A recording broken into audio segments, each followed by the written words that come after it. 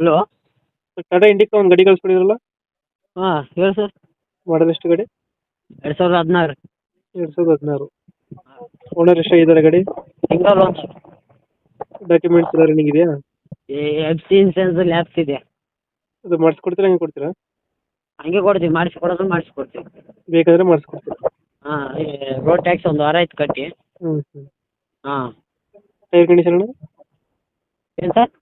Tyre condition ಚೆನ್ನಾಗಿದೆಯಾ?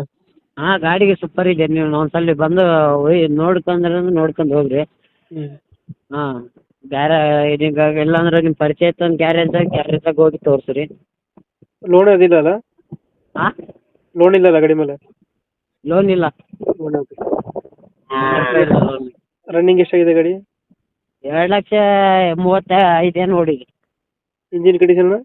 Indian super ಇದೆ. Engine super ಆಗೈತೆ. ಹಾಂ, ನೀವು ಗ್ಯಾರೇಜ್